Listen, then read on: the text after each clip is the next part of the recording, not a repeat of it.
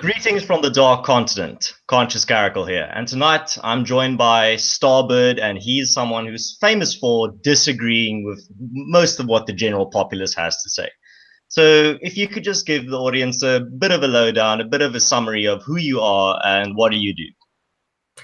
Why, hello, Mr. Caracal. This is Starbird, and I disagree. I do regular content on a variety of subjects, everything from the situation in South Africa to other social justice issues, generally debunking articles and videos that other people put out. I'm a moderate conservative, and yeah, that's pretty much me in a nutshell. And this Okay, is yes. Mrs. Bird right here. Hello. So just for transparency's sake, I always like to start off my streams by giving the people an idea of where do you fit in on the political compass. Even though I'm not a big fan of labels, just give me an idea of where you lie on the spectrum. I'm pretty much a textbook moderate conservative, something of a traditionalist, but I find that saying conservative or liberal is very much a misnomer. You know, there's a lot of things I'm conservative about, and there's some things I'm liberal about.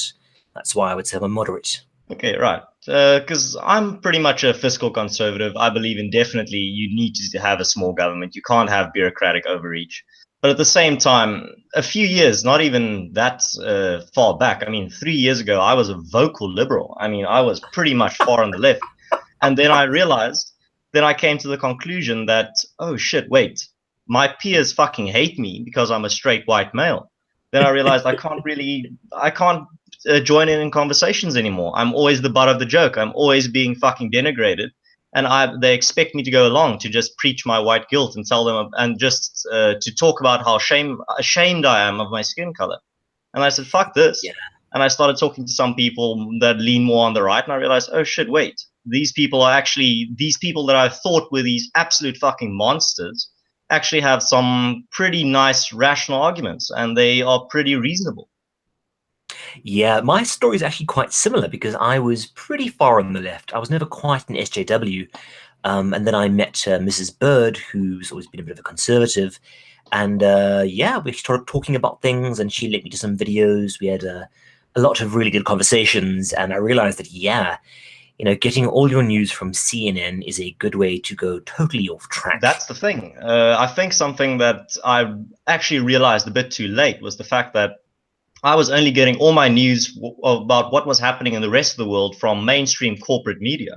And then when the US election came around, I was pretty much convinced that no, Trump has no chance. Hillary's definitely going to win. And then I started talking to some regular people on the ground. I started talking to some regular Americans over on Twitter. And I realized, oh, wait, this is a completely different scene going on the ground compared to what's being reported in the media. And then I started digging more. And then in January of 2016, I was able to predict that Trump's going to win the election.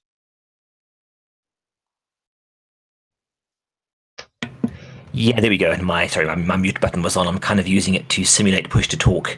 My situation, yeah, very similar. We actually, one of our first conversations, the wife and I, was about Hillary and Trump, and she very much kind of explained. You know, there was something called the Hillary Clinton kill list online. What's it called again? Yeah, something like that. Yeah, where it turns out that a huge amount of people who have been in their employ or related to them over the years have overdosed on mouthwash. Yes, very, very natural, as you do. It's, you know, it's actually quite scary. But I just want to clarify to my audience that I'm in perfect health. I'm not suicidal. So if anything happens, you know, after the stream, maybe you should dig a little bit more. Oh yeah, geez, I'm South Africa terrifies me now. So on the topic of South Africa, you are planning. Well, I think you already started with your South Africa week. Is that correct? I think I've got the final video out today. I just released it, and I've got one more sort of bonus video I'll do next week, simply because it's really funny.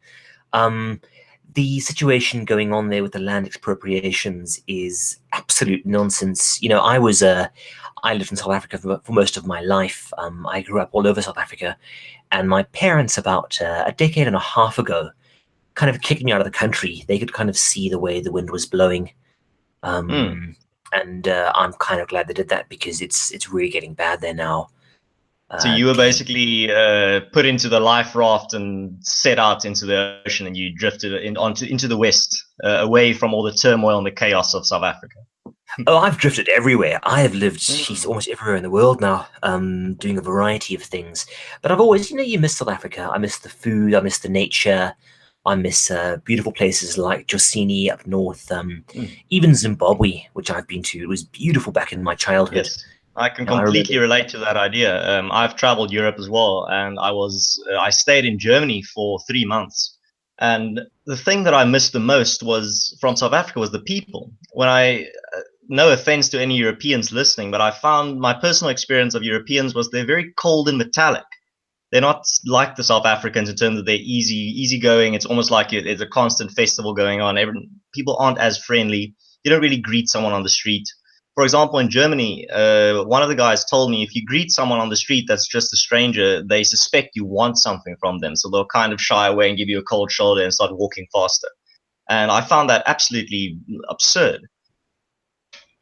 Yeah, people in South Africa I think what I've learned is just people are people wherever you go. And I think this is what the far left seems to forget. They insist on making everything about race and doing what I call the grandfather's watch fallacy, which I've explained on my channel a few times. Are you familiar with that? I'm not. Could you give me a little summary? Okay, so basically the argument generally goes like this. Like, my grandfather had his watch stolen by someone in 1910. In 2018, I find the watch in the ownership of someone else, and I have a direct claim to that watch. And of course, this is the argument that they kind of follow, that no, someone stole the land or whatever from us, and now we're taking this land back. But in reality, the argument is more like my grandfather had his watch stolen in 1910 by someone with red hair. Down the line, someone with brown hair says, oh, now I have a claim to all watches owned by red-haired people. Because it's even a bit more sinister than that, man. If you really know your South African history, you'll realize a large portion, even the majority portion of most of these land claims or most of these ownership transfers of land was through trade. There was definitely, if you go to the museums in South Africa, there are actual deals there where you can see transactions between tribe chiefs and Boers while they were trekking up. They made deals for pieces of land. This is documented. This is not some conspiracy or rewriting of history. This is in physical form. I'm actually planning to visit a museum with some of these deals in the near future, so I can actually post some pictures just to show people. Oh, that'd be great. I would also do a video on that if you did that. That's actually a fantastic idea because, yeah, I know that especially initially in the Cape, a lot of the land was purchased from the Khoi.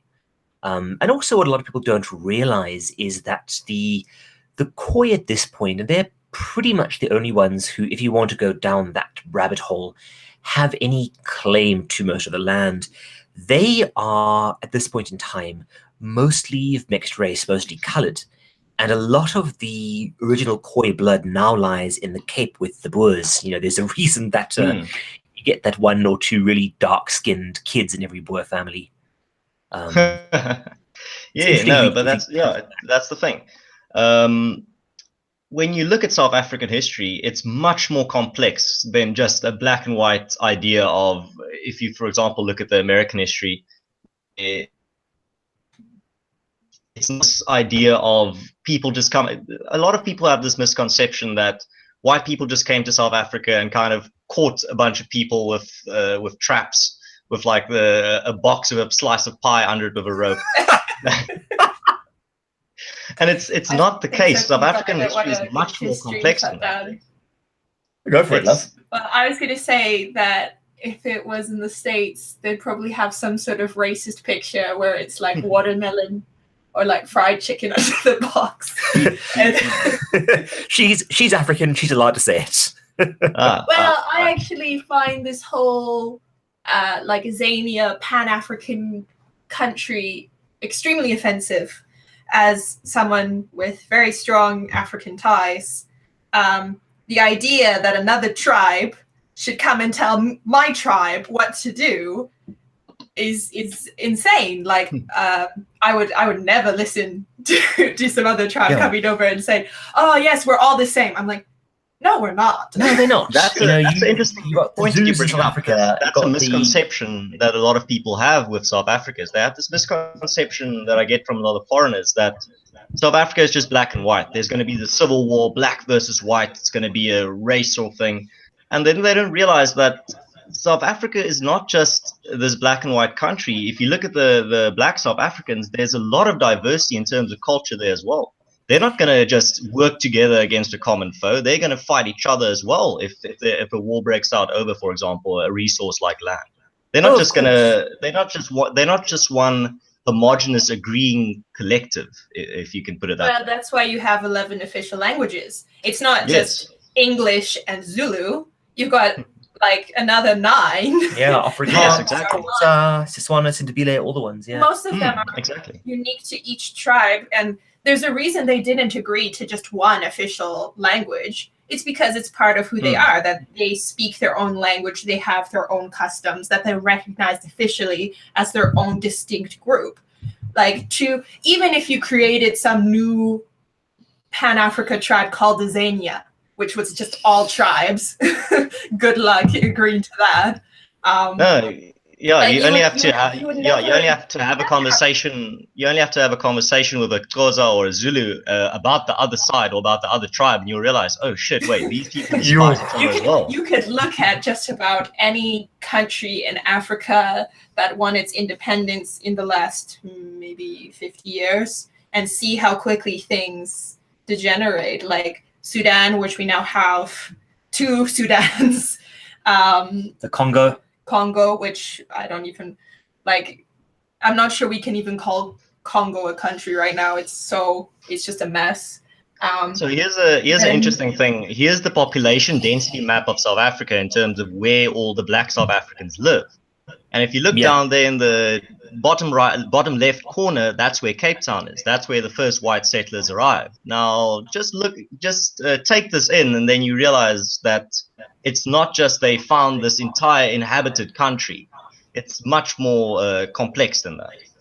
You know, I did an analysis of this, and it turns out that the farms in the Cape, even when they are offered by a willing seller to people, nobody wants them. What they want is the farms in KwaZulu-Natal and the Limpopo, the more verdant regions. And you can see on your map quite clearly where those areas are. They're the fertile areas. And those areas are now ranging from 51 to almost 80% black-owned farms. So this idea of, the whites own all the farmland is complete rubbish. And for example, if you also look at that, for argument's sake, let's say that stat is true, that 72% of the country's land is in white ownership, which is provably false. But for example, let's just go with that stat. Now look at the left here. Let's take that Northern Cape, which is that big slice at the top left of the country. You take the Western Cape, which is there at the bottom left.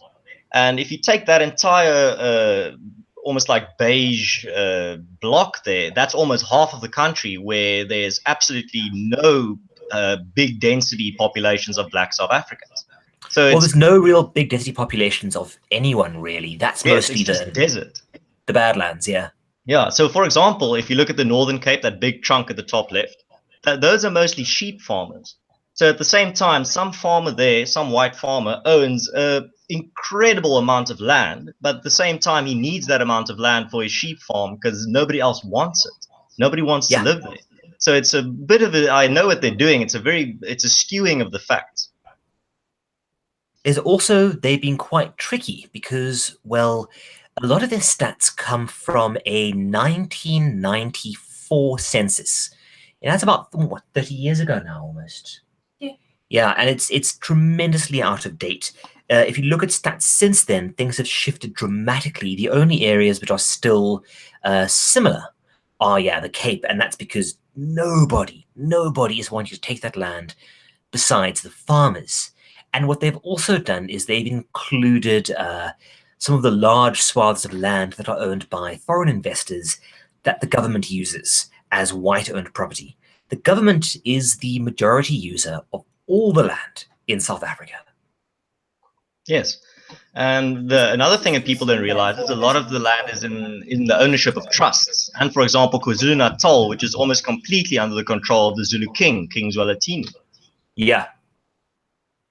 Yeah, KZN is rough now. Well, I made a thread on Twitter the other day just to, a while ago to show people that to convey this idea that if strong emphasis on if a civil war breaks out in South Africa, it will not be divided along racial lines, it will be along cultural lines. If you look at, for example, the motion that just passed, or the motion that's being proposed about land expropriation, there's a lot of pushback from Zulus, especially because that means their chiefs are going to have to give up their land as well to the state, and they're not going to have that.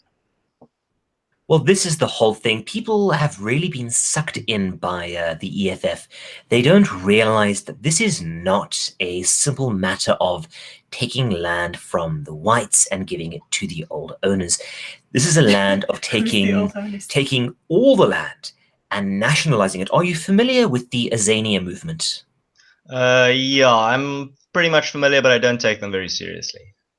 This is what EFF kind of want, is this Azania. There's a lot of it going on in other countries now too. The idea is a communist, hardline communist, ethno-state stretching from South Africa right up to the north. And they have this image of Wakanda. Africa just being, I guess, black people. Yeah, Wakanda. But the funny thing about Wakanda is that it's an extreme conservative, isolationist. It's an isolationist ethno state with a high-tech wall. It's basically an alt-right's wet dream. Yeah, I'm actually a huge Black Panther fan. But the thing is, again, Wakanda is the portrayal of it is extremely unlikely. Any state that has such bitter divisions between tribes would never be able to cooperate long enough to get to that level of technology and civilization. And you see in the movie, they kind of brush over it quietly. That one tribe actually dominated all of the other tribes and became ruler. Exiled. And this touches back on something I mentioned earlier, is the fact that if you look at Europe, the EU is failing because the European countries have been feuding for thousands of years. They could never work together. But now people have this misconception that no, Africa is going to be different. African cultures and African countries can work together as one homogenous, agreeing mass. Oh yeah, I hear all sorts of things on, like, I've seen my husband's YouTube comments, and a lot of people seem to be under the impression that war is a white based invention, conflict, that black people wouldn't fight unless there were white people instigating somehow, and that as soon as we get rid of white people, like, there'll just be peace. Close the door 1 second. It's very similar to how I think a lot of people talk about if women ruled the world, there would be no war. And so they say if blacks ruled the world, there would be no war. Yeah, because I kind of agree. If women ruled the world, there wouldn't be any war. There'd just be a bunch of countries not talking to each other. You know what country has the right idea? Hungary. Elaborate? Their thing is actually, my mother's Hungarian. Sorry to everyone who thinks I'm not black enough now. But with Hungary, they have actually a fairly straightforward immigration and citizenship process, which is move to the country, buy like some shares of the economy, however you want to do that, and pass a test in the language. Yeah. And you can be a citizen. Like, it's like a 90-day turnaround. They don't care where you're from. They don't care about any of that. Prove you can speak our language and you have a reason to be in the country. Yeah. You want to assimilate. Yeah, they're very much against, well, they have their own wall right now. Yeah, well, their wall is basically, if you cross the border, bang. Well, that's what I'm seeing, is that countries like Hungary and Poland are actually taking their border security quite seriously. Like, they're saying, no, we're going to keep uncontrolled immigration at bay. And that's kind of where I stand as well. I'm not anti-immigration. I'm pretty much in support of merit-based immigration. I just think that you need to do it legally. unregulated illegal immigration destroys your country. Like, it's not good for crime rates. Just look at South Africa. I can speak out of personal experience. Whoa, boy. Yeah, we used to go hunting and fishing up north. Do you know Josini? Yes, I do. It's a beautiful place there, magic. And that place used to be, you could go up there, you camp, and you are about 20, 30 kilometers away from the nearest civilization. Now you can't go there because you've got refugees from Zimbabwe and bandits streaming over the border. My dad was driving up in that region, and they started pushing burning tires down onto the road, trying to block his car. And this is South Africa. This is supposed to be a first world country. No, it's not. And you got fucking bandits. It's like the Wild West. It wasn't that second world.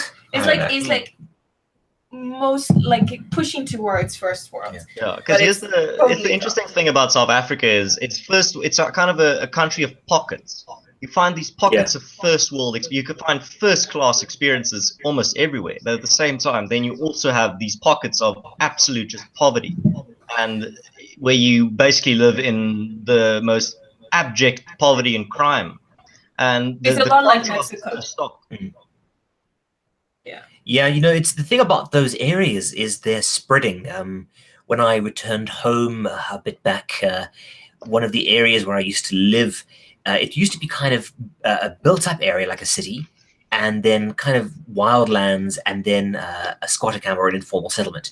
And in the 7 years since I had last visited, that informal settlement had spread up until it was basically nose to nose with the urban area. And I was nearly mugged twice just being home.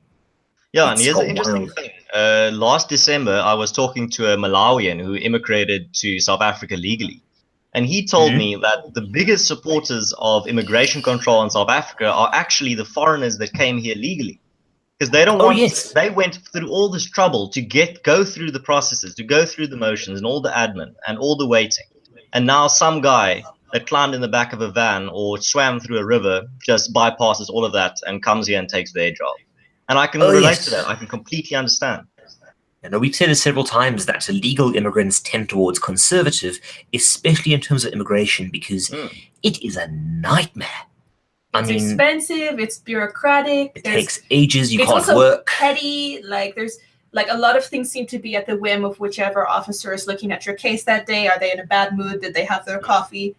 So much of it is the whims of government and small people with a lot of power exercising it whenever they feel like it. And this is what legal immigrants have to go through. On the other hand, they're letting in these, not even refugees, economic migrants.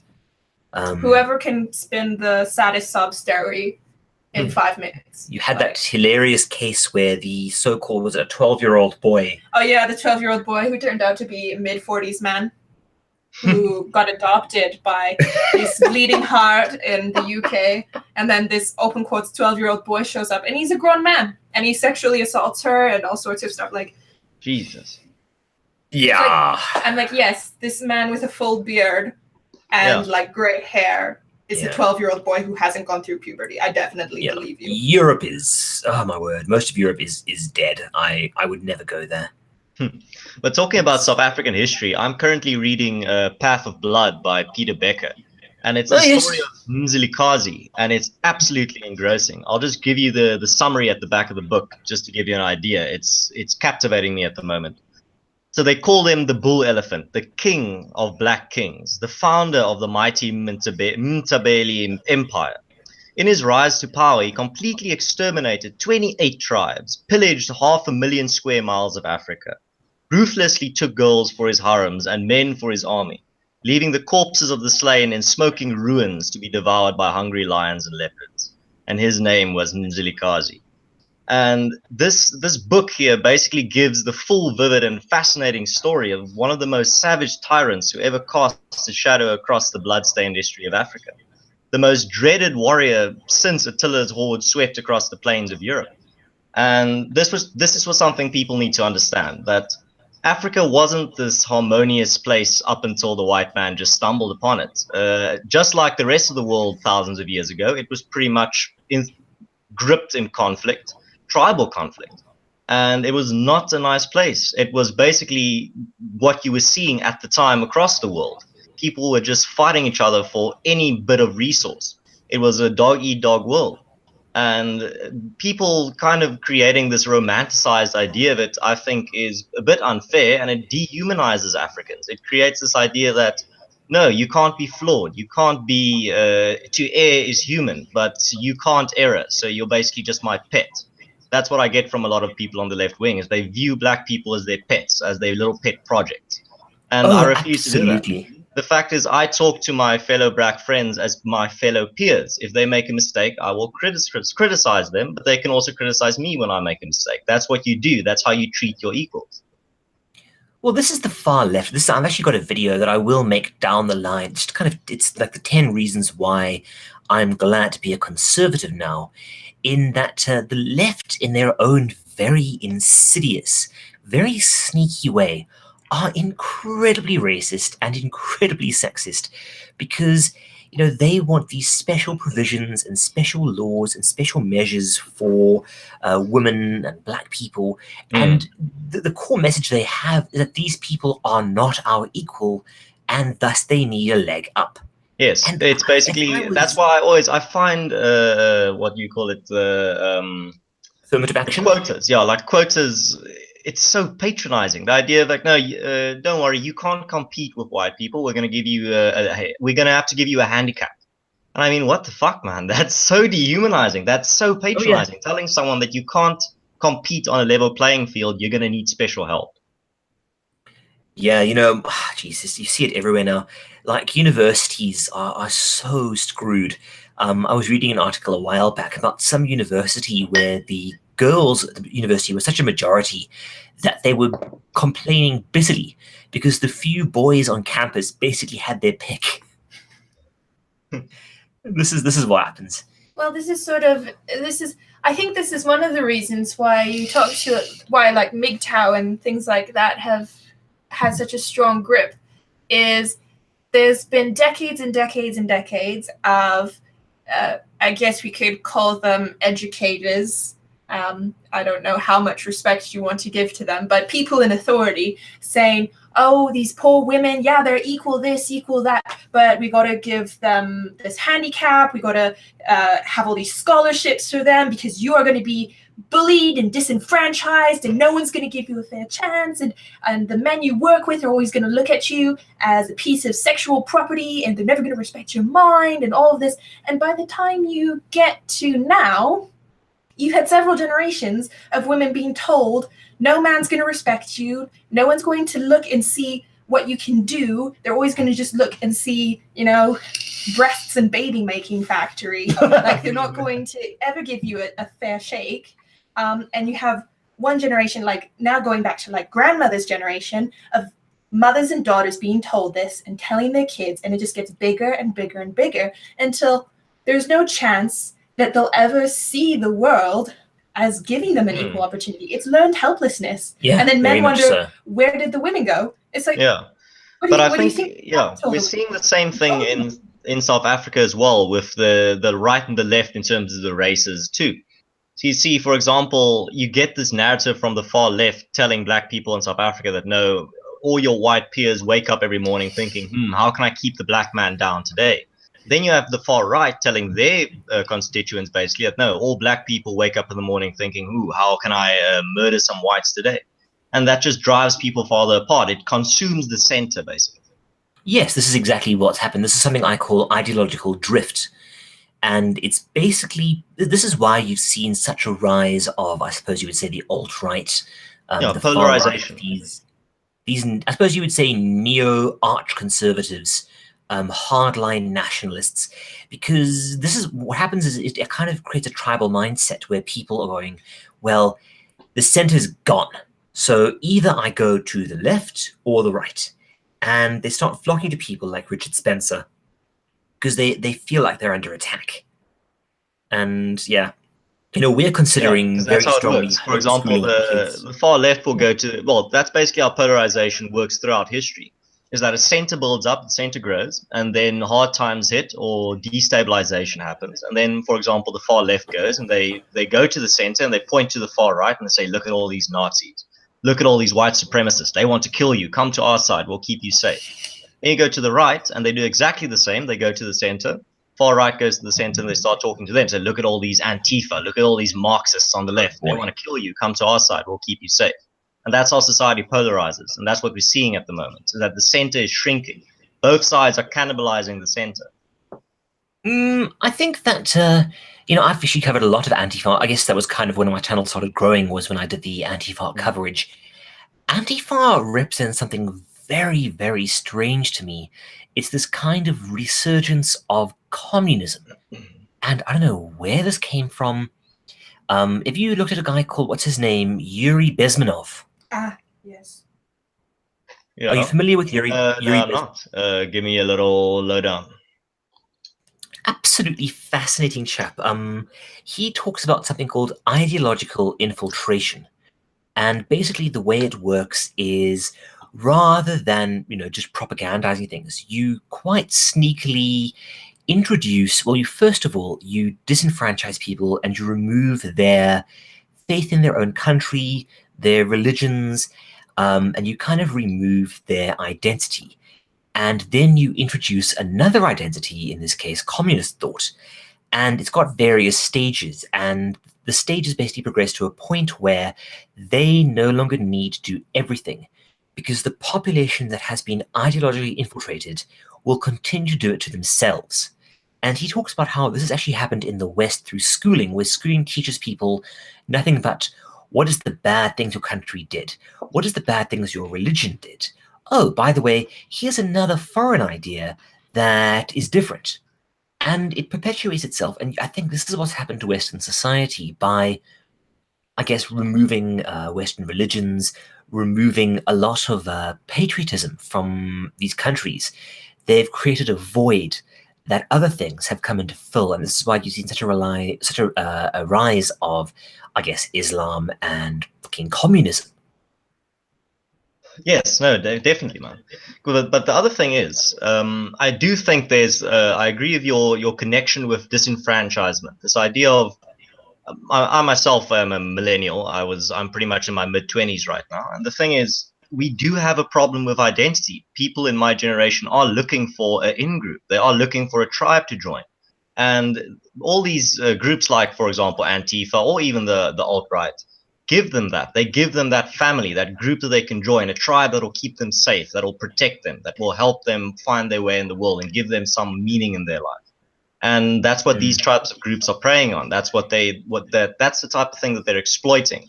Is the fact that a lot of people in the millennial generation do not have a tribe or an identity or something that they can hold on to or something to give them meaning. This is why I'm sad to see things. When I'm a lot older than you are. When I was growing up, I was part of, I guess, my church and the Boy Scouts and groups like that. And that kind of gave me a center. One second. When you talk about people like Antifa, are you familiar with the term NEET? N-E-E-T? Yes, in Japanese culture.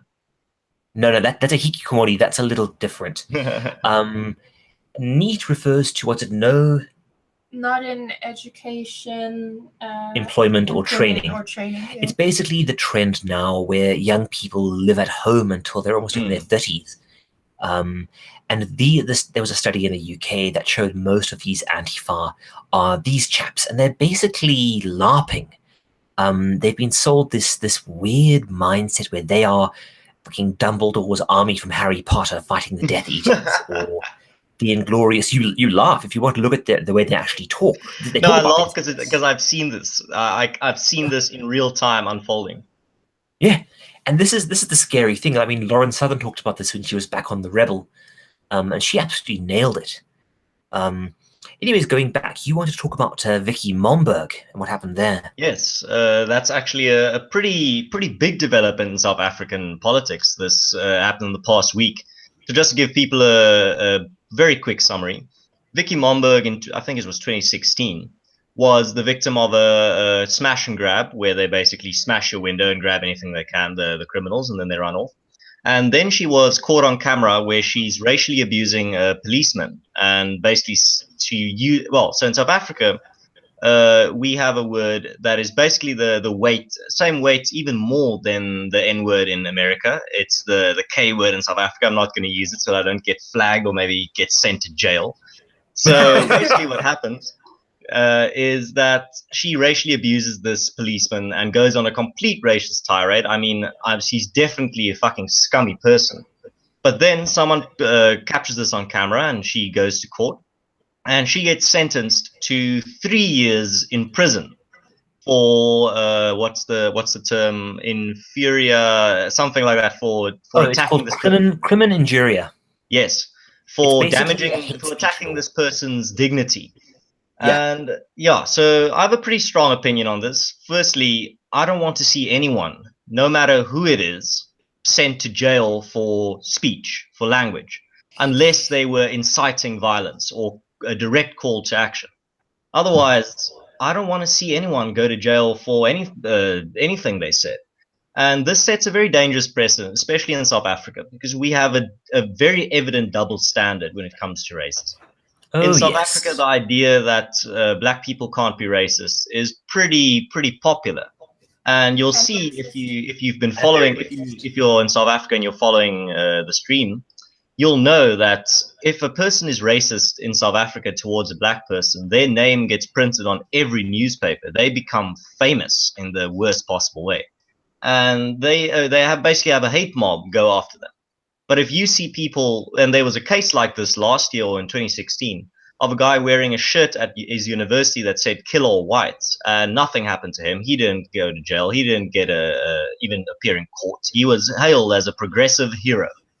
So at the same time, that's what I said in my when I featured on Adam and his Apples video on the topic, was that if we want to go down this path, now I don't want to have laws that jail people for their speech, but if we go down this path, it needs to be consistent.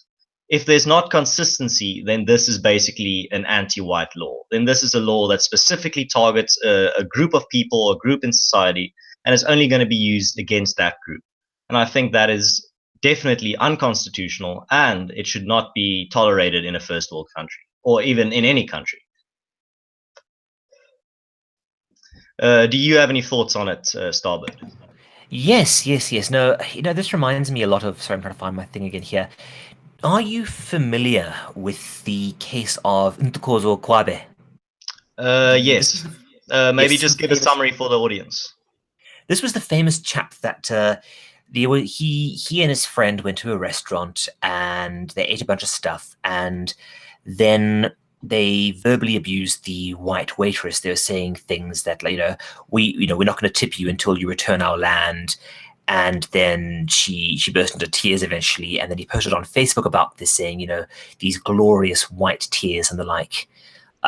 She eventually got some money from other people, like crowdfunding, but his university, which is actually Oxford in England, basically said that no, it's absolutely fine what he said. And later on, this guy came back and was heavily involved in the Rhodes Must Fall movement, and he attacked some white guy with a freaking sjambok. And once again, this was perfectly acceptable. No penalties were leveled against him. This business of crimen injuria, I'm not a fan of it. It's much like the N-word controversy in America. If you really, really want to criminalize speech, A, it's a stupid idea, because context is everything. And B, you're never going to apply it universally, because it relies on an idea that certain people need to be protected from speech. It's a very racist idea. It's a very outdated idea. This Vicki Momberg case is ludicrous, and I mean, even some people in freaking ANC are saying this is ludicrous. This is not about any kind of justice. It's about revenge, and this is much like the whole land expropriation thing, which is again very much about revenge, which is the same. It's the reason that every country that has tried to offer to take the Boers has met with such pushback, saying, no, you're racist. Because it's not really about land redistribution. It's about the age-old African tradition of find a tribe that no one likes, blame them for all of your country's ills, wipe them out, and then use that momentum to wipe out a bunch of other people and seize power. Yes, And I exactly. think And an interesting phenomenon that I've seen in my personal life in South Africa is the fact that colored and Indian South Africans are waking up to the fact that it's not going to end with white people. This racial hierarchy or this oppression Olympics is not going to end with just one group. When, for interrupt you example, for a second. yes, go for it. For my viewers, colored is a term in South Africa that refers to people of mixed race. Mixed It's race not a and slur. Khoisan heritage, Yes. and also Malay. Yes. Well, So it's Malay is literally, a lot of to put it very simply, it's basically light brown skinned South Africans. And at the same time, they can't be more different from the African cultures in South Africa. I mean, they are a culture and an ethnicity on their own. On any government form, when you identify your race, colored is an official race. They self-identify as colored. They speak Afrikaans. And also, if you go up to a colored person in South Africa and you call him black or you call him African, he's going to laugh. Firstly, he's going to laugh at you. And secondly, he's going to insult you in very colorful Afrikaans. Yeah, it's probably going to nut you one. I mean, some of my best mates in university were colored chaps, and yeah, they very, very different culture, very different language.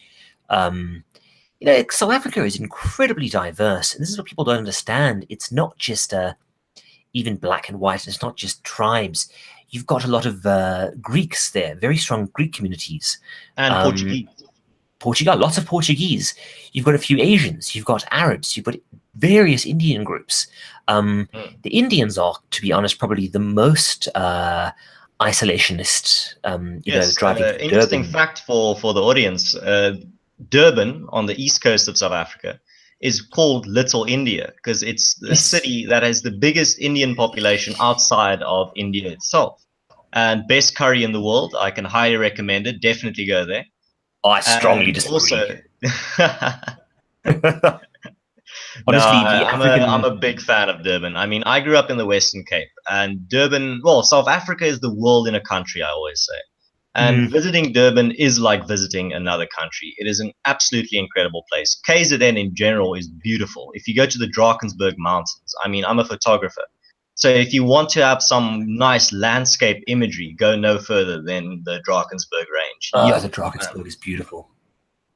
And the people are also incredibly interesting. For example, it's a complete culture shock coming from Cape Town to Durban. It's, like I said, a completely different country within a country. Oh, yeah. Well, South Africa is quite diverse. Speaking of the Indians, you say the curry's good. It's actually quite interesting because my wife's mother, who is Hungarian, cooked me some Hungarian curry, or some of her curry, goat curry. No, it's Nigerian curry. It's Nigerian curry, yes. And it's the West Indies curry. When I left South Africa and ate at other Indian restaurants, the curry is totally different. It's more the proper Indian curry with naan rather than rice or pompadums. It's more of a sweet curry than a spicy curry, and it's nice stuff. Durban is different. Durban, you can go from one street and it being beautiful and clean and safe to another street where you might not come out. Yeah. Durban's rough. KZN is rough now, especially out of the kind of gated community. Like, everyone's now in gated communities, and if you're not, you're going to have problems. Exactly. But at the same time, that's the thing about South Africa. And I always tell foreigners, if they want to come to South Africa on a holiday, if you just exercise a bit of self-awareness and just the awareness of your surroundings, you'll be fine. The people that are the victims, the tourists that are the victims of crime in South Africa are usually the naive ones that just walk into bad neighborhoods or don't really pay attention to what's going on around them. I mean, if you just exercise a little bit of awareness about what's going on around you, you'll be pretty much fine. Yeah. It's different in other parts of Africa. Yeah. My friend who's from Ghana, went home because I think someone had a baby and they wanted to do a family reunion and introduce everyone to the new baby. And of course, that kind of information gets out in these sort of small communities that there's people coming home. There's going to be a lot of people with valuable possessions and stuff because there's a party. And sure enough, they have their family reunion. And people with semi-automatic weapons come in and they start shooting up the place, kill a bunch of people, steal everything, kill all their guard dogs and everything. And of course, it's the neighbors. It's their own neighbors in that situation who are doing some of this. You go to some of these places in Africa, it's not foreigners who often have trouble, because the tourists will attract international attention if you go after a tourist usually, unless they're really someplace they're not supposed to be. If you're a local coming in from out of town, all bets are off. You have to be so careful. There are places that you just don't go. Well, this is Zimbabwe now. I actually had some mates that wanted to go up and see Victoria Falls, and they had to go by helicopter because the roads are simply not safe now for anyone. And this is what concerns me, is I really do not want to see South Africa go this way, because South Africa is amazing. It's such a great country. It's got so much beauty, so much great food, cultures and history going back hundreds, if not thousands of years. And watching it now all kind of fall apart it's very saddening. Yes, exactly. But at the same time, to get back to the idea of criminalizing racism, there's the popular idea in South Africa, well, across the world basically, in terms of black people can't be racist. It's that idea of racism is privilege plus power, or what's it? It's there's the sociology definition of racism that people like to throw around, but it can't be farther from the truth, because the very history of racism is that if you look at as a matter of historical fact, it's not true that racial minorities perceived as privileged and powerful cannot be the victims of racism. If you look at the history of the word racist, and this is what I brought up in Adam and his Apples video, and I uploaded that clip on my channel as well, is that the word's first use it originated as when it was first commonly used in the English language to describe precisely this type of racial persecution that we saw from the Nazis towards the Jews.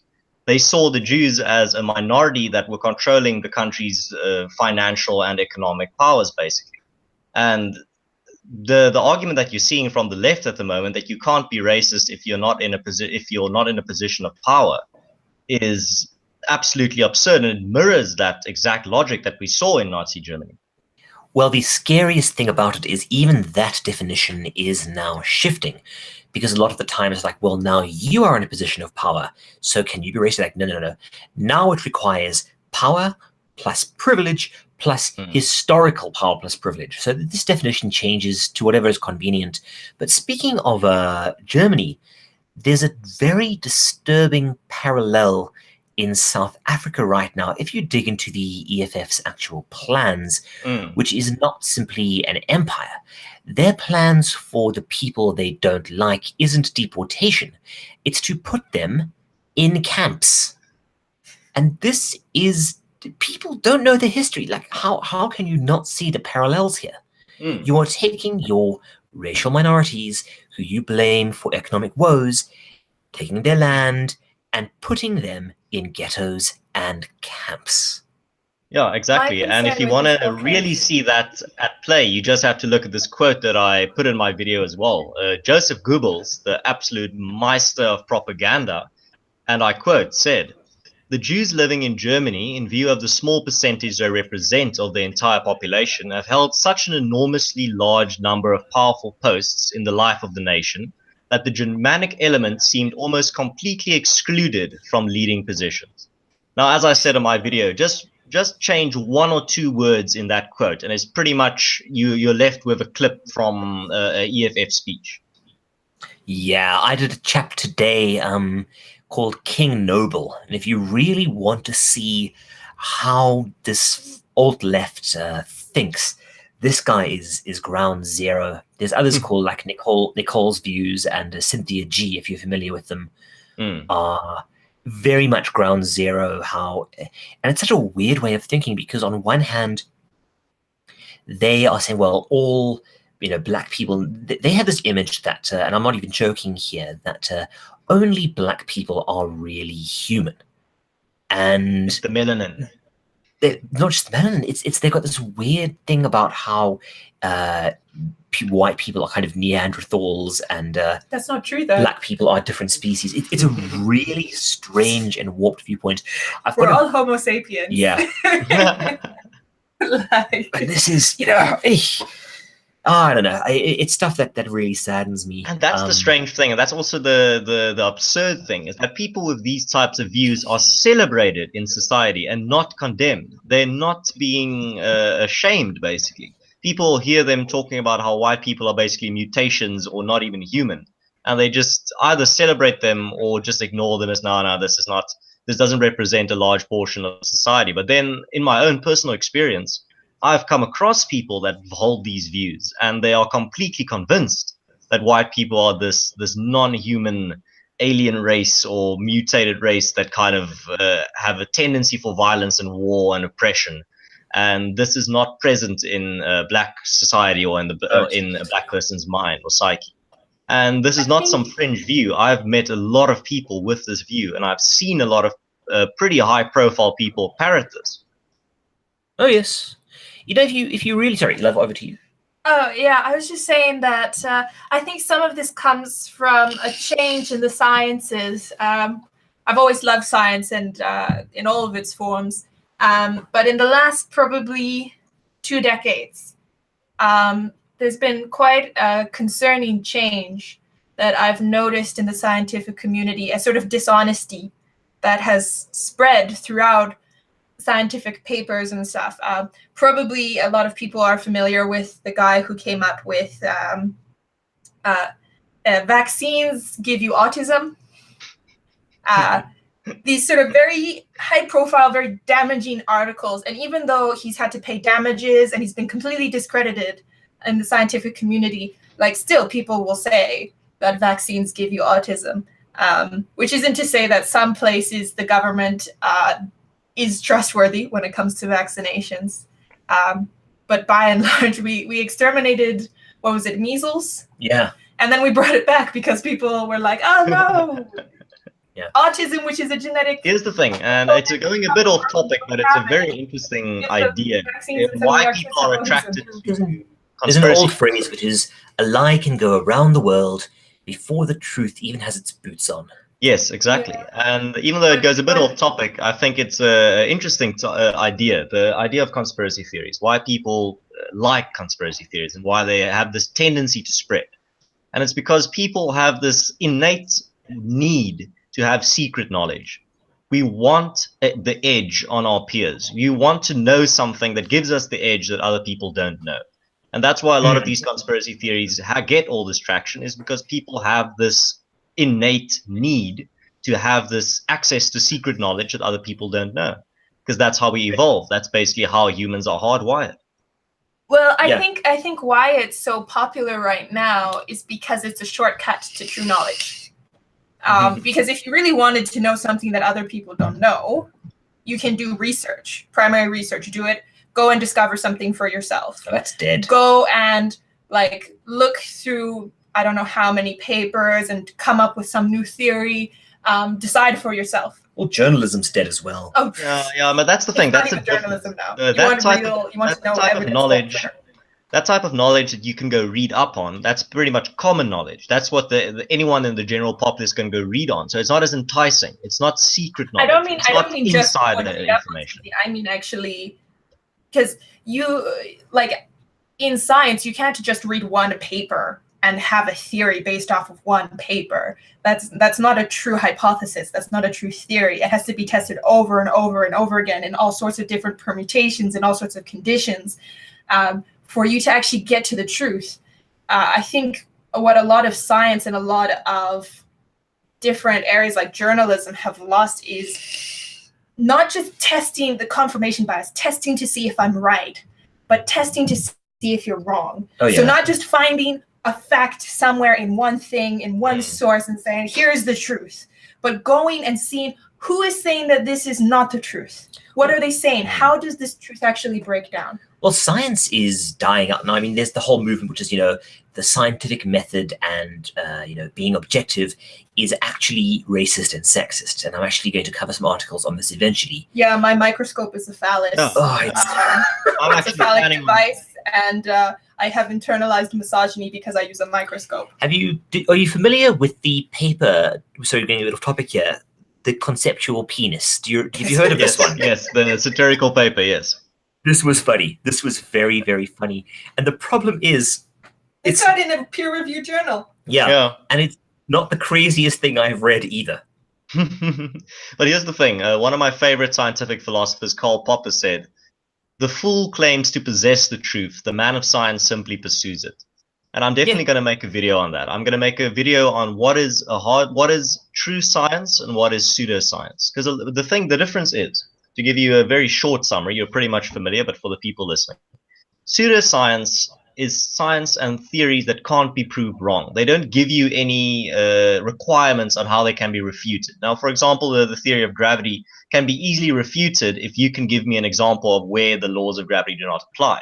It states its own criteria for refutation. But if you look, for example, to a theory like the communist utopia, and every time a communist state fails, they only say, no, that wasn't real communism, the no true Scotsman fallacy.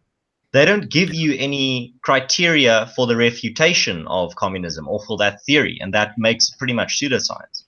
It doesn't have it doesn't tell you, okay, if you give me this, if you can give me examples of X, Y, and Z, then I will concede that my theory is false. They just create more ad hoc explanations on why your refutation is not true.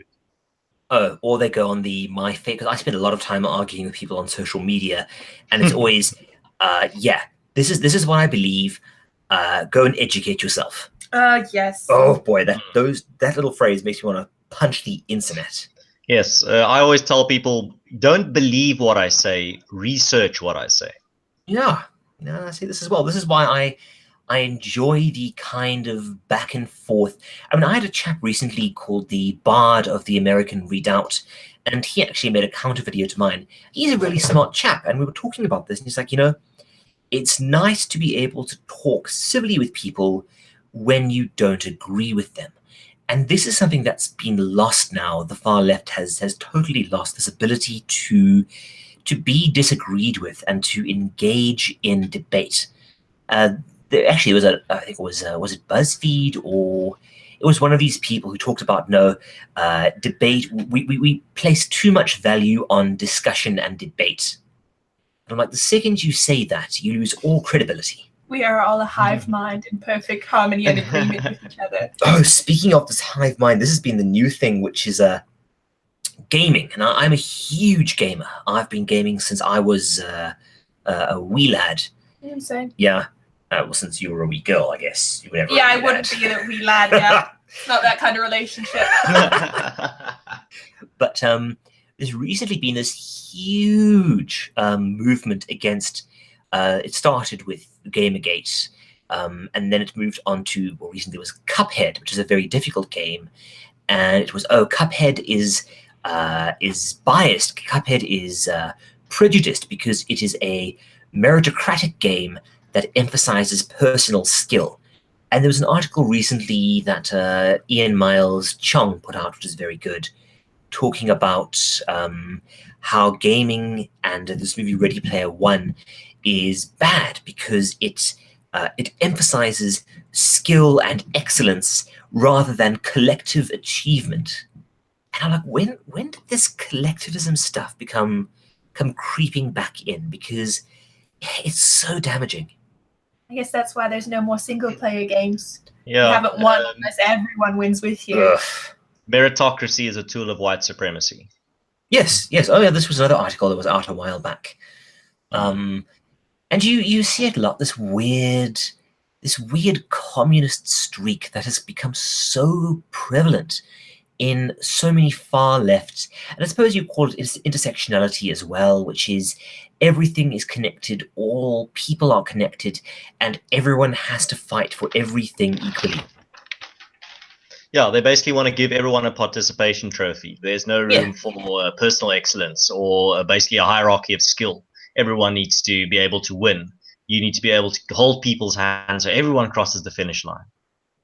Yes, and this is what really bothers me. Well, no, it's not even that, because it's not so much that everyone crosses the finish line. It's that you don't want there to be a difference between the first person who crosses and the last person who crosses. Yeah. Yes. Yeah. You want to eliminate effort, essentially, and you want to eliminate excellence. The Japanese have a saying that you can say it a bunch of different ways, but basically the nail that sticks up highest is hammered down first. Yeah, and the idea is that you syndrome. should always be average. Yeah. Neither above nor below your peers. Yeah. That you should never stick out either by excellence or by failure.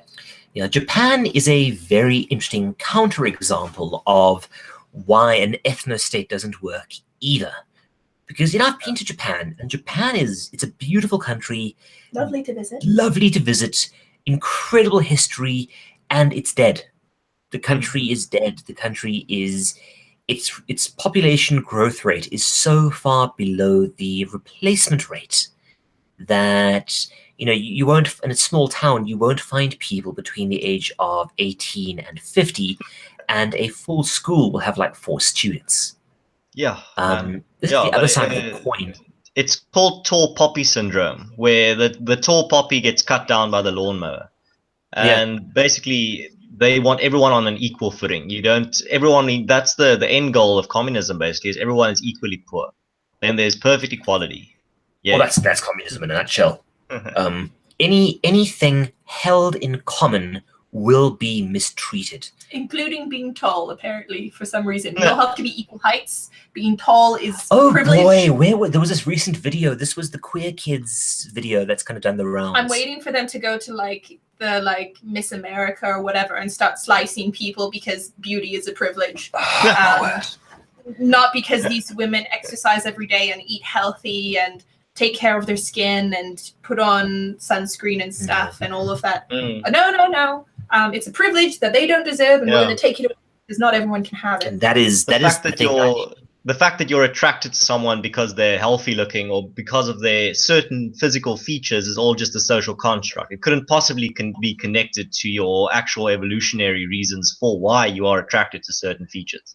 Can't possibly. Yeah, I'm waiting for them to do this with cats and dogs and start saying that the reason that animals mate is not because they have this one's bigger and stronger and a better mate. It's just, it's a social construct. If we didn't have humans around polluting the animal world, everyone would everyone. It would we're there. Just look at people like Riley Dennis, who insist that if you don't want to sleep with a tranny, you are an evil homophobe. And I'm like, no, I just don't really like dicks. That's the thing. And so I just want to say thank you very much for coming on, Starbird, and your significant other, your other half. This has been an incredibly interesting stream and discussion, and I'm definitely going to have you on for a future one. I hope this inspires you to do your own streams in the future, and I definitely be keen to come on and give my 2 cents and throw my hat in the ring. And I'd just like to ask, do you have any final thoughts? And afterwards, you can just plug your channel and your Twitter and just tell everyone where they can find you. Yeah. Well, my final thoughts are pretty much this. South Africa right now is on the brink of becoming another Zimbabwe or another Congo. And unfortunately, because it's Africa, a lot of the world doesn't really care. But this is what's going to happen now is something that in about 10 years, the movie will come out and everyone will go, oh, it's so sad. Why didn't anyone do anything? Right if only now, we knew. That person is you. You are that somebody. People need to talk about this stuff. People need to spread the word.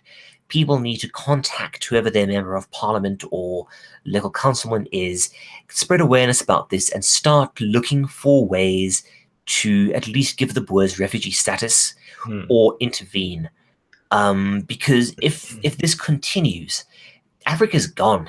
And it would be very sad to see Southern Africa go. But at the same time, I also feel, and I'm going to incorporate that into my final thoughts, is the fact that you don't really solve problems abroad by just offering refugee status to those affected.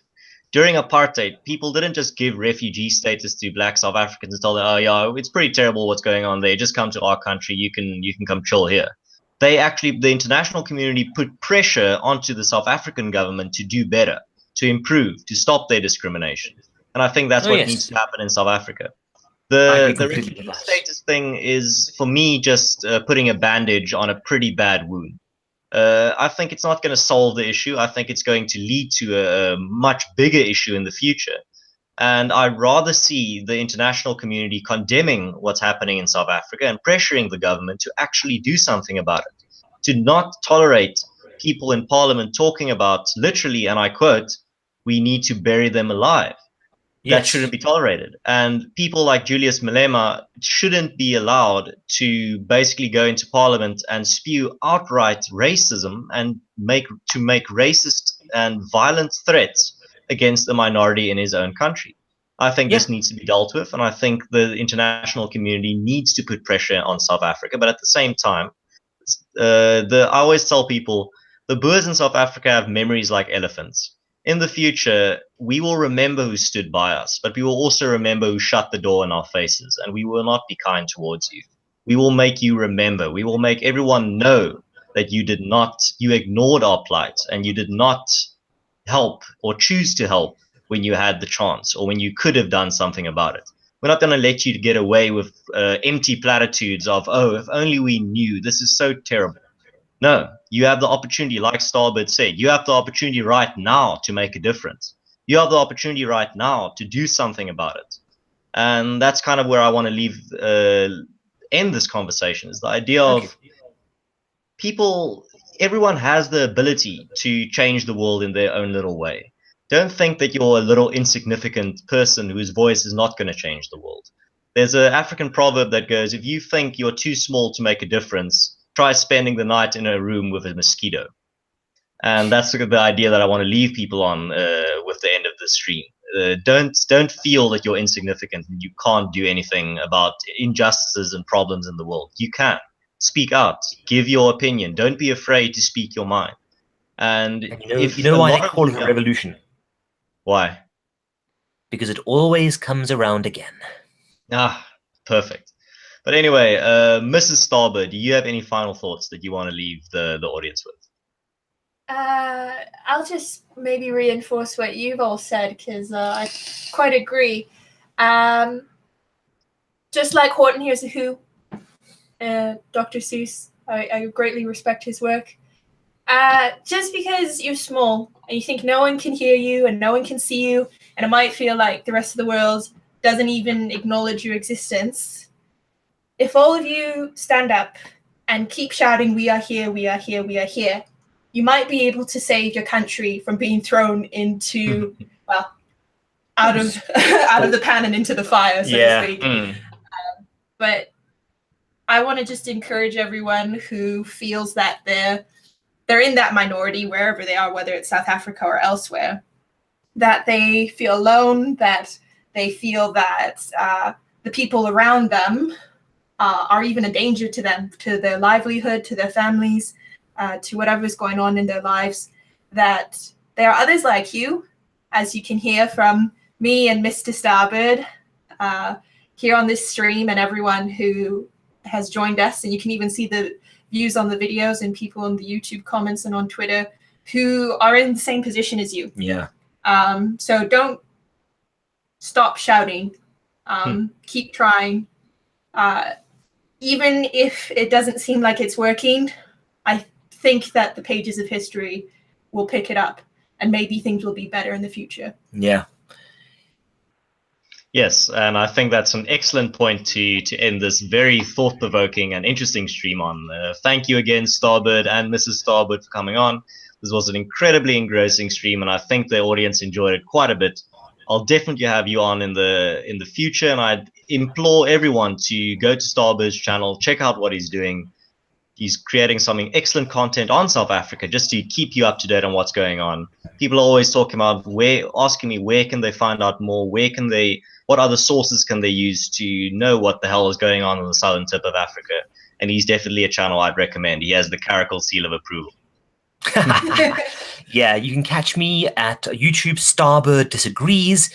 Just look for the blue bird or the green bird, and there's my channel. And I'm creeping up on 3,000 subs now, but I'm hoping to see more in the future, and I've got something special planned soon. Great. So that's me for today. Take care all, and I'll see you next time. Cheers, guys. Have a good one. Cheers, man.